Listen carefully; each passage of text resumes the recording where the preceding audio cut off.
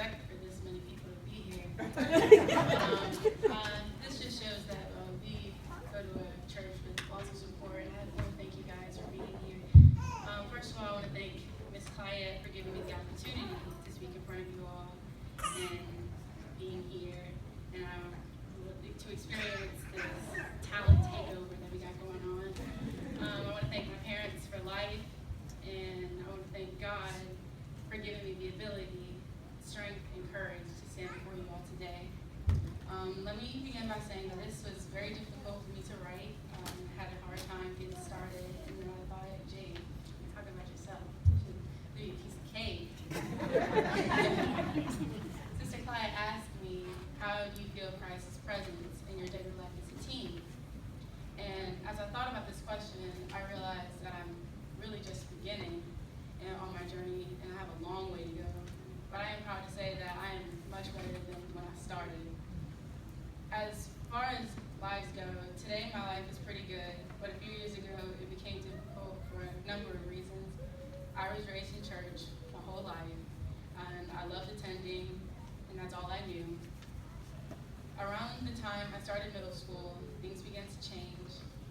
I allowed myself to be acquainted with the wrong crowd, and please keep in mind that before I was, always a sweetheart, sweet Jade this, sweet Jade that, sweet Jade that always said yes to people.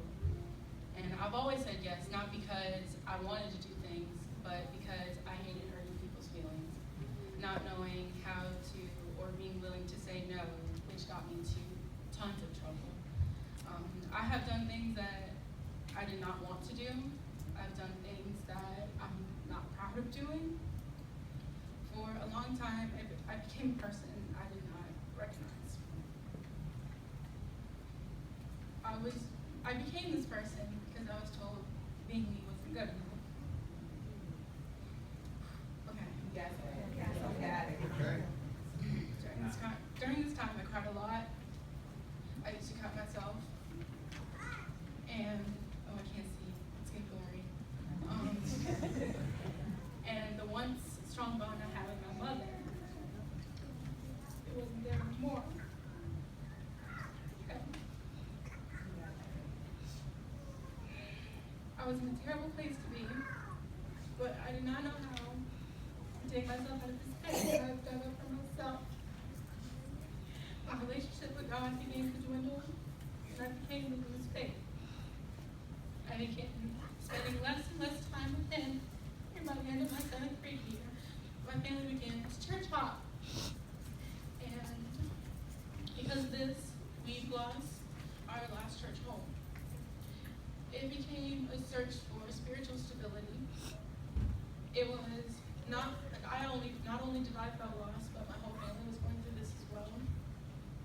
I think that this instability affected all of us, but it hurt me the worst.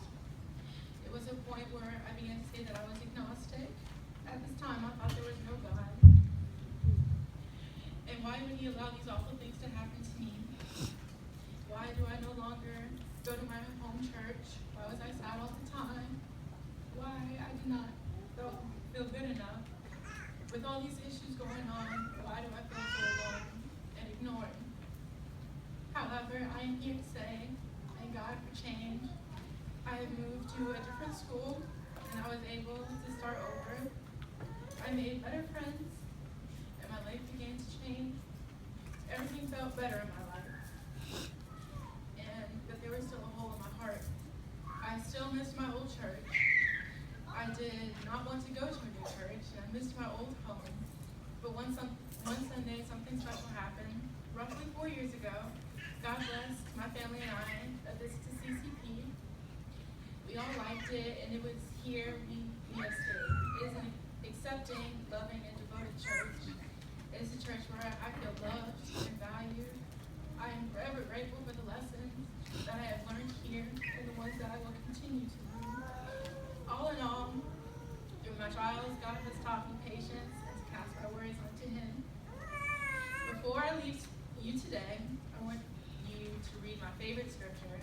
It is a scripture that I hold near and dear to my heart, John 13:7, and as the NIV version reads, Jesus replied, "You do not realize now what I am doing, but later you will understand." ladies and gentlemen, let me just say, I love what he's